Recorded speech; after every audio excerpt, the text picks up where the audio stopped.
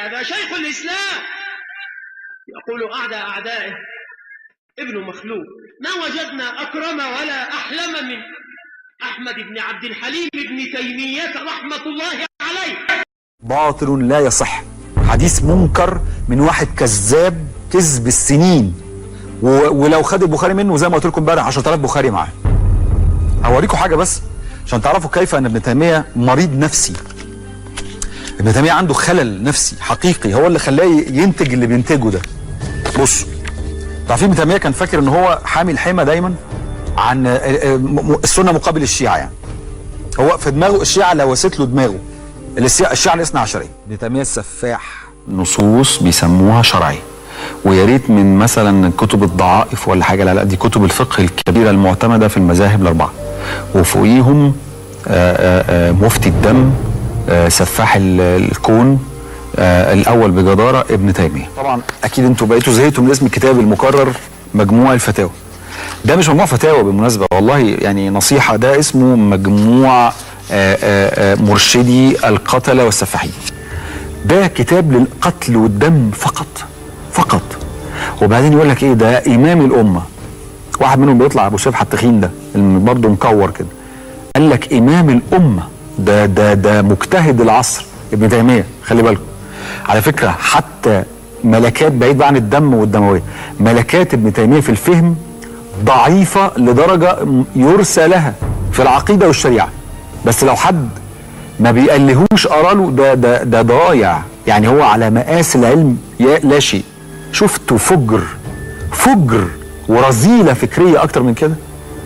بقى اللي بيدعو للدم في كل صفحه من صفحاته امام منك يا شيخ من الله سبحانه وتعالى في القرآن. يعني احنا يعني لو تعارض كلامك مع كلام ابن القيم، وهو الذي انزل هناخد كلامك ونسيب كلام ابن القيم بلا شك. ابن القيم الله وقال وقولوا للناس حسنا. وابن القيم يفهم كلام الله عز وجل افضل منك واحسن منك. ابن القيم كان تلميذ الارهابي ابن تيميه. لذلك انا اوجه الكلام لاعضاء مجلس الشعب ان هم كما يعطوا تراخيص للي بيفتوا، يسحبوا تراخيص اصلا الازهر وما شابه ذلك من الازهريين الذين لا يستحقون، الازهريين او غيرهم. يعني الانسان الذي يعني تبقى يعني عشان الشيخ محمد ازهري يعني فيسحب، لا ده يسحبوا من الشيخ محمد بالذات. انا قلت قبل كده يسحبوا منه الزي، لان زي الازهر لازم يلبسوا ناس يلتزمون فيه باحكام الشريعه وبتوقيت الازهر. هو نفسه لا يحترم الازهر، وهو ذكر كده كثيرا. انا لا اتعجب ازاي الشيخ محمد نصر يصر على لبس الازهر وهو يهاجم الازهر. المهم معايا تليفون بس بقاله فتره. لا معلش انا اكمل حضرتك الفرصه. لا اكمل معلومه. طب اتفضل يا دكتور احمد. معلش وانا بعتذر للمختصر. لا اتفضل حضرتك. ده كلام ابن تيميه كاهن المتسلفه. فالنهارده لما يجي ابن تيميه يشتم الامام علي ويشتم الحسن ويشتم الحسين ويشتم عمر، السلفيه قال له ادبهم على عمر وعلى علي وعلى الحسن والحسين عليهم رضوان الله، وقال له ادبهم كذلك على والدي النبي. عفوا ان كل شيء موجود، اللي بيحصل في الواقع موجود دلوقتي على اليوتيوب بنسبة أكتر من 90%. ماشي يا حبيبي، تمام. وبيبقى حقيقة. تمام. إن النهارده يخرج السلفيين إن هم يغلطوا في الصحابة، ده إذا خرج ربما اسمعني بس في النهاية وحضرتك هسيب لك الميكروفون اللي بقيت الحلقة. حاضر. بنسبة 1% وهتلاقي واحد فكر منحرف شاذ. تمام. لكن يعني ابن تيمية أنت بتحكم عليه إنه شاذ يا دكتور. يبقى ابن تيمية شاذ. أنا بتكلم في 2016. أنا عايز آخد منك النتيجة عفوا دي. لا يبقى ابن تيمية فكره شاذ يا دكتور. في كتابه منهاج السنة. أي حد يغلط في الصحابة فكر شاذ. ابن تيمية غلط في الصحابة. ابن تيمية أنا مش هرد عليك، ده المفروض علي الدين يرد عليك، بس خليني مرجعيته يا دكتور. نعم. عفوا خليني. نعم. في الواقع النهارده مفيش حد النهارده سلفي سواء اتفقنا معاهم أو اختلفنا عليهم، ولا حد وهابي سواء اتفقنا عليه أو اختلفنا عليه ممكن يسب صحابة رسول الله. مين بقى زعيم العملية دي كلها؟ ابن تيمية. هو ضد التجديد تماما. احنا نجيب العلمانية. أنا عايز أقول بقى لو نعمل طيار بتاع الرشدية العربية، نقدر في الحالة دي نحد من التيار بتاع ابن تيمية ونحد من الإرهاب، ونبتدي يعني إيه ناخد نفسنا ونبتدي نؤسس الدولة العلمانية. امال بتكذبوا على الناس ليه وبتقولوا لهم ان تيميه ده حاجه وانه لم يخطئ وانه ايه وشيخ الاسلام، وازاي تتكلموا على ابن تيميه اللي هو العمود الفقري للتكفير؟ ابن تيميه اللي هو خلاصه تشدد ابن حنبل، واللي هو يعني العمود الفقري للوهابية ولكل الإرهابيين اللي موجودين دلوقتي وللسلفيين اللي تقريبا على أوشكوا على تقديس ابن تيمية. وابن تيمية قال ابن تيمية المكفرات العظيم بتاعهم ده شيخ إسلامهم، ده مش شيخ إسلامنا احنا أبدا. وابن تيمية هو قاتل لأقباط مصر أمس. ابن تيمية المتهم الأول والثاني والثالث، هذا اللي بيقولوا عليه شيخ الإسلام. دعاة القتل والذبح والحرق هم اللي بيدرسوا في المناهج والمعاهد في مصر، اللي في المساجد تتلى عليه كل يوم جمعة، اللي في الدروس والعظات. المسيحيين كفرة ودرجة تانية وأهل ذمة ويدفعوا الجزية وأختي كاميليا. ومن ناحية تانية تلاقي الكتب للأسف الشديد عندما يسندوا أو يحيلوا إلى مرجع فيقول لك إيه، وكما قال ابن تيمية في الجزء 20. يا نهار اسود، ده ابن تيمية ده رجل من أئمة الدم. يلا أقول لك بقى ده كفر قال كده على ابن تيمية. مين ابن تيمية؟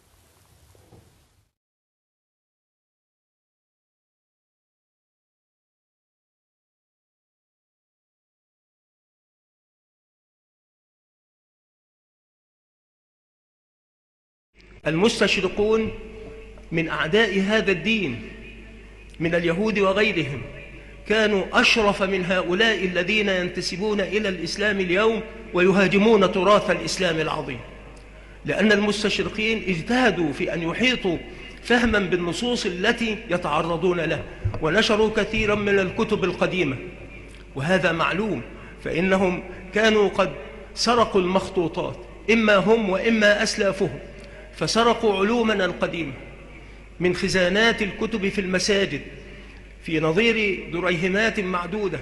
يأتي الواحد من هؤلاء في زي تاجر ثم يغشى بلاد المسلمين ويتسلل حتى يصل إلى عامل في المسجد أو قائم عليه، وكانت الكتب مخطوطة لم تكن قد طبعت بعد، فكانوا يذهبون إلى هؤلاء ويغرونهم بالأموال من أجل أن يسلبوا منهم هذه الكنوز التي لا يعرفون قدرها، فأخذوا ذلك. ومعلوم بما لا يمكن أن يدفع أن النهضة الحديثة في أوروبا وما سمي بعهد النهضة أو عصرها إنما هو مؤسس على علومنا نحن، على العلوم الإسلامية، والمنصفون منهم يقرون بذلك ولا يمكن.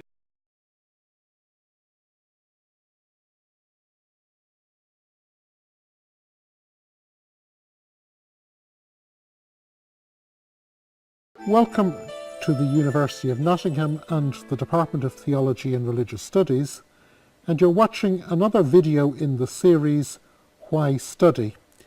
With me today I've Dr. John Hoover, who's our expert in Islamic studies, and he's also an expert in the work of Ibn Taymiyyah, who is a famous Arabic historian. And John, why study Ibn Taymiyyah? Well, Ibn Taymiyyah is well known for many reasons. Let me start with the security reasons. He is quoted as an authority by Osama bin Laden, and that tends to get people's interest immediately. And then he's also famous for having written a large work on Shiism, which is feeding into a lot of Sunni Shia polemics today. He was himself a Sunni. He lived most of his life in Damascus, and there were Shia-Sunni tensions in Damascus at that time. He also wrote the largest refutation of Christianity in the whole Islamic tradition. He's written a refutation of Aristotelian logic, and coming out of this, he's quite a modern figure, actually, in terms of his epistemology and the way in which he approaches texts and so on. He's written a very huge work arguing that the revelation of Islam agrees with reason, so the agreement of revelation and reason. He's talked about Sufism and the spirituality of Islam, and he is well known for his critique of saint worship, shrine worship, or the shrine cult. So He covers all kinds of things, and there are different groups of Muslims and non-Muslims today who have taken interest in his work on any one of these counts and gotten quite into his thought. But he has something to say about a lot of different things. He stands about midway between the beginning of Islam and the present day. He lived in the late 1200s, early 1300s. He died in 1328. So standing at that juncture, halfway between the beginning and the present of the Islamic tradition, and then having captured the interest of so many people today, that makes him a very fascinating figure to study. So, in other words, here is someone who in Islam is as significant in the range of his work as Augustine or Aquinas is in the Christian tradition. Or even more so. I like to say sometimes, if you walk the streets of Cairo, you can find Ibn Taymiyyah's works, or especially the works of his disciple Ibn Qayyim al-Jawziyya, who writes a bit more poetically and more beautifully. You find them in almost any Islamic bookshop, where you're not going to find Augustine and Aquinas in any bookshop in the UK. Yes, unfortunately.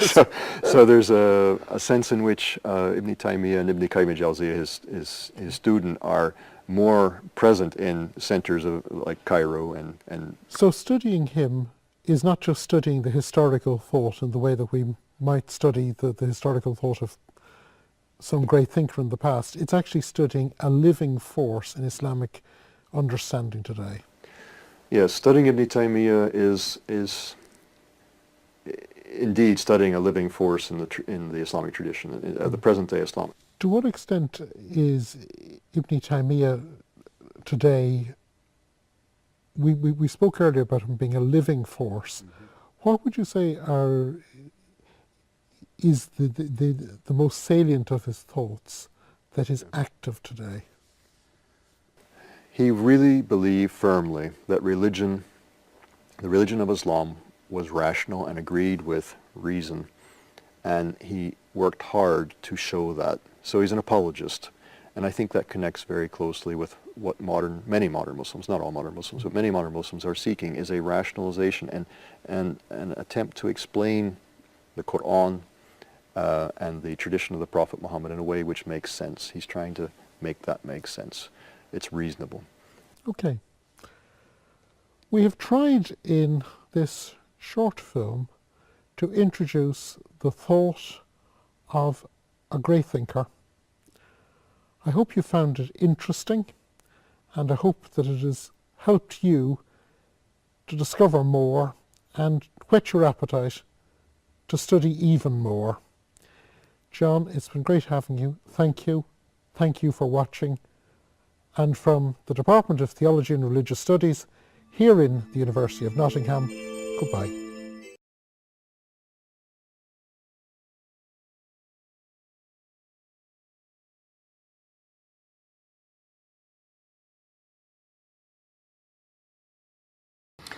Ibn Taymiyyah he dies in Damascus, in jail in 1328.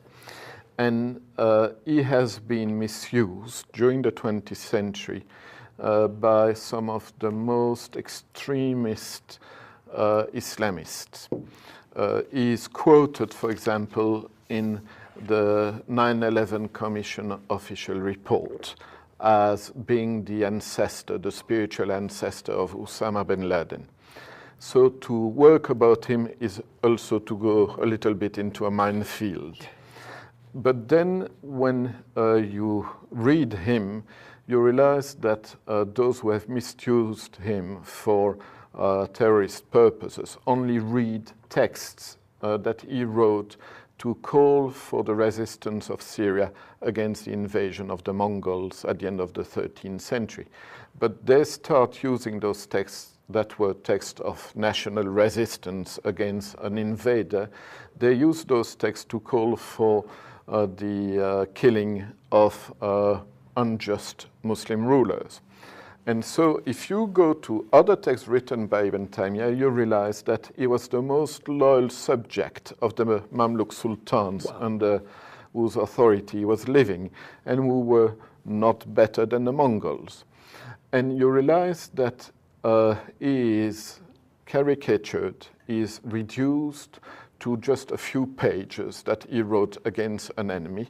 And when you look at other texts, which is quite easy because you can access them on internet or on CD-ROMs, or most of his writings have been published, you realize that you have there somebody who is at the same time probably the greatest in later Muslim theologian, and somebody who has a very, very moderate approach to the religion.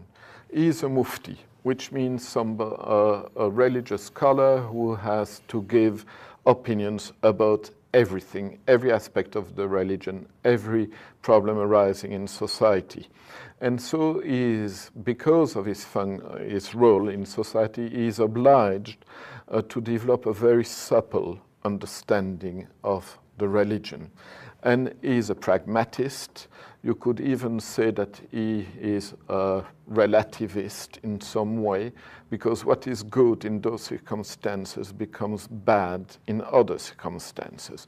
And religion has got to be understood in a way that will lead to the most efficient service to mankind. Injustice has to be fought, yes. But that's what you read in the Gospels as well, when you remember what happened to the traders of the temple. And injustice, of course, is not acceptable, no more by Muslims than by Christians, and vice versa, or other religions. But he says that there are cases where we have to be able to accept a lesser evil in order to attack a greater evil. And he says, for example, intelligence is not doesn't consist in being able to distinguish good from bad. Intelligence consists in being able to see the best of two goods and the worst of two evils. Wow. And so we have somebody who is far more moderate, far more intelligent, far more acquaintance with the everyday life of the society in which he lives, what people say about him usually. Well, then I want to thank you again on behalf of all the people that have benefited from your resurrection of the writing strength of Ibn Taymiyyah, so that he would be better understood in his greatness and not be disparaged for some occasional writing. Somebody like Ibn Taymiyyah should be rediscovered, because if he is misused by people we cannot agree with, how do we deal with this problem? You can, if we want to use a metaphor, you can say that terrorism is a cancer. I don't consider that the antidote to cancer is diabetes. And some forms of Islamic hyper-spirituality that we see developing around are for me some kind of spiritual diabetes. It is not to get reformed, as some people say, oh, Muslims should go through some kind of reformation. No, it is to rediscover in its rich spectrum of potentialities, intellectual, spiritual potentialities, the great tradition of Islam.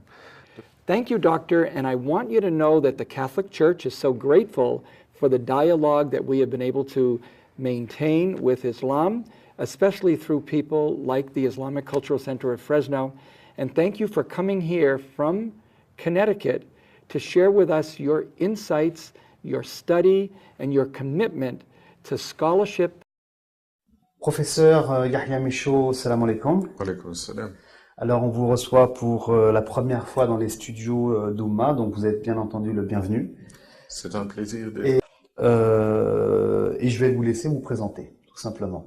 Bon, pour faire bref, je suis professeur Yahya Michaud, depuis 6 ans professeur de pensée islamique et de relations islamo-chrétiennes au Hartford Seminary, dans l'État de Connecticut aux États-Unis, et aussi le co-éditeur du journal académique The Muslim World. Avant de passer aux États-Unis en 2008, j'étais pendant 10 ans professeur à l'université d'Oxford au Royaume-Uni. Et avant 1998, j'étais professeur à l'université de Louvain en Belgique. Je suis d'origine belge, musulman depuis les années 75. Walhamdulillah ala hada. Très bien. Alors, on vous connaît beaucoup pour l'intérêt que vous portez sur un personnage très célèbre dans le monde musulman qui est Ibn Taymiyyah. Et vous avez beaucoup de travaux donc sur ce personnage-là. Donc, la première question que j'ai envie de vous poser, pourquoi autant d'intérêt? C'est venu presque par hasard. J'ai fait ma thèse de doctorat sur Avicenne, Ibn Sina, le philosophe, qui reste aussi un des penseurs sur lesquels je travaille. Et un jour, j'ai eu l'occasion de lire un texte d'Ibn Taymiyyah dans lequel j'ai vu qu'il disait exactement ce que j'avais essayé de démontrer dans ma thèse de doctorat. Il devait donc être bon. Depuis lors, j'ai découvert que ce en quoi je crois en tant que musulman, il explique beaucoup mieux que je ne saurais jamais le faire. Et c'était en quelle année? Ça a été dans les années 84, 85, quelque chose comme ça. D'accord. Et donc, si vous pouvez dire en même temps un petit mot sur vos travaux depuis? Mais depuis, j'ai continué à travailler sur Avicenne, j'ai publié différentes choses le concernant, j'ai eu la chance de trouver un texte de lui qui était perdu depuis le XIIe siècle, donc inutilisé, la Risala al-Wazira bi Sa'd al-Hamadani, mais plus concrètement, je crois, j'ai aussi beaucoup plus travaillé sur Ibn Taymiyyah parce que il y a directement un intérêt pour les musulmans d'aujourd'hui à fréquenter sa pensée, d'autant plus que très souvent il est mal compris. J'ai vu aussi que vous aviez commencé une traduction des fatawas de Cheikh Ibn Taymiyyah. Ça fait à peu près 20 ans maintenant parce que j'ai besoin de ma dose d'arabe hebdomadaire, sinon je ne me sens pas bien, je traduis, je retraduis, je commente et j'introduis des textes choisis d'Ibn Taymiyyah qui ont été publiés d'abord dans la revue Le Musulman de l'Association des étudiants musulmans de France, à l'époque où elle était active, comme série de textes spirituels. Puis, à la demande de frères de l'île Maurice, il y a eu une série de pages spirituelles d'Ibn Taymiyyah. Depuis que je suis aux États-Unis, j'ai commencé une nouvelle série de textes spirituels d'Ibn Taymiyyah que je mets directement sur Internet sans passer par le papier. Très bien. Alors, on va maintenant parler donc du personnage central, Ibn Taymiyyah. Alors, pour commencer, si vous pouvez nous parler de ses origines, de sa jeunesse et aussi de la grande famille Taymiyyah. Il est né en 1263 de l'ère courante à Harran, dans le sud-est de la Turquie aujourd'hui, et il est mort en 1328, 728 de l'Hégire, à Damas, en détention dans la citadelle de Damas, après avoir vécu principalement en Syrie et de temps en temps en Égypte, où il a aussi été détenu. Il appartenait à une famille de savants hanbalites, mais alors qu'il était encore enfant, vers l'âge de 6 ans, sa famille a dû déménager de Harran vers Damas comme réfugié, menacé par les invasions mongoles qui s'étendaient vers l'est de l'Anatolie. D'accord, très bien. Vous avez dit qu'il était emprisonné, pour quelles raisons? Toute une série de raisons, principalement parce qu'il était considéré comme parlant trop explicitement et trop savamment pour très souvent les savants qui lui étaient contemporains, et de la vie de ses élèves, c'était très souvent simplement des questions de jalousie. Aussi, le contexte politique des rivalités entre les émirs mamelouks qui contrôlaient le sultanat égypto-syrien. Quels sont les penseurs qui ont le plus influencé Ibn Taymiyyah à son époque, parce que semble-t-il ça reste un personnage bien sûr... Oui, je crois qu'on n'a pas suffisamment de temps pour en dresser la liste, alors on va aller à l'essentiel. 1. Le prophète, la paix sur lui. Ibn Taymiyyah réussit toujours à se débarrasser de ses adversaires lors de débats théologiques, parce qu'il est toujours capable de venir avec un hadith, que ses interlocuteurs ont négligé. Donc il a une connaissance tout à fait exceptionnelle des différentes collections de hadiths. Il a commenté non seulement Avicenne, mais d'autres textes, Averroès a été commenté par lui. Il connaît très bien l'histoire de la pensée musulmane dans ses différentes disciplines, qu'il s'agisse de kalam, théologie, de philosophie ou de spiritualité. Et le commentaire qu'il a donné de l'épître la plus voltairienne d'Avicenne, la Risala al-Hawiya fi Amr al-Ma'ad, est un commentaire tout à fait étonnant. Il faut se rendre compte que son ouvrage d'art Ta'arud al-Aql wa al-Naql, qui comporte, si je me souviens bien, 13 volumes dans l'édition actuelle, la plus sérieuse, est la meilleure porte d'entrée dont on dispose aujourd'hui pour explorer la falsafa et le kalam mutafalsif, donc la philosophie et la théologie philosophante du XIIIe siècle. Très bien, merci.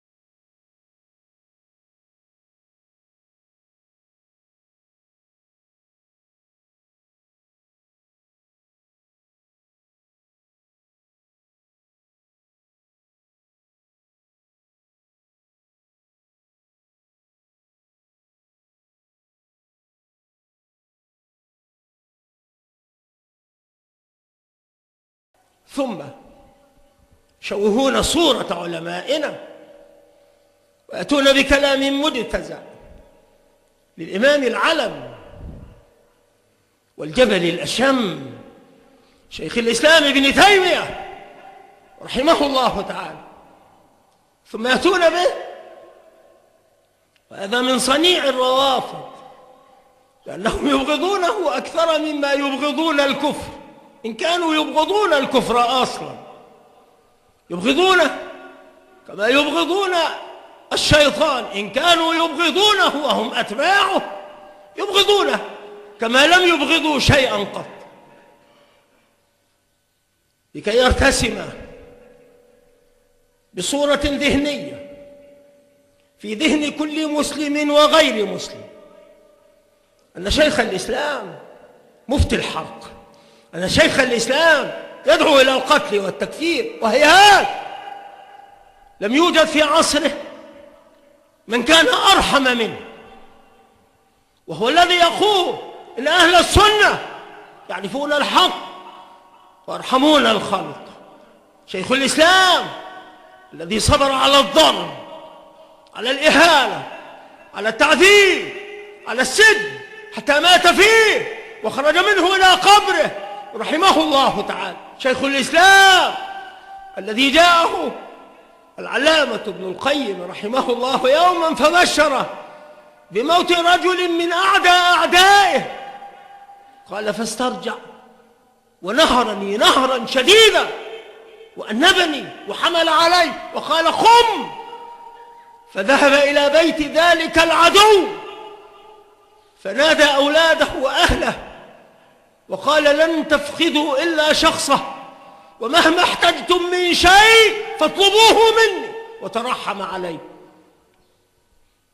نقلوا عنه من كتابه الاختيارات العلمية في رده على الرافضي، قال يقع منها التأويل في الدم والمال والعرض، ثم ذكر قتل أسامة للرجل الذي أسلم بعد أن علاه بالسيف، وخبر المقداد فقال قد ثبت أنهم مسلمون، يعني القتلى يحرم قتلهم، ومع هذا فلم يضمن المقتول بقود ولا كفارة ولا دية، لأن القاتل كان متأولا، وهذا قول أكثرهم كالشافعي وأحمد وغيرهم.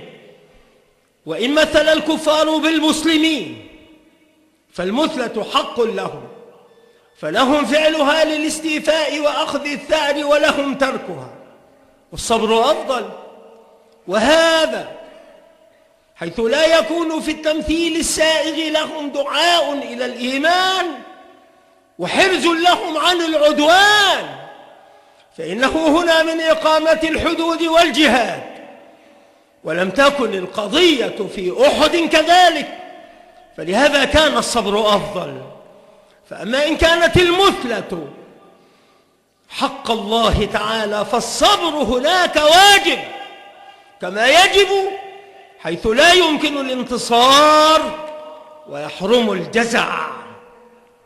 هذا كلامه الذي يأتون ببعضه ويحرقون المسلمين ثم يقولون قال شيخ الإسلام ابن تيمية، كأنهم ذهبوا إلى قبره فاستخرجوه فاستفتوه فأفتاهم بالحرق، أحرقهم الله دنيا وآخرة.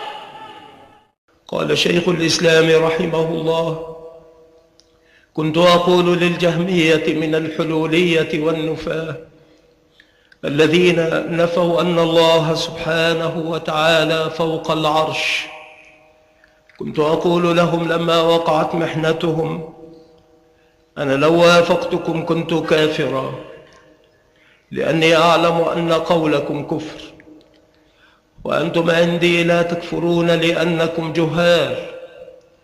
وكان هذا خطابا لعلمائهم وقضاتهم وشيوخهم وأمرائهم.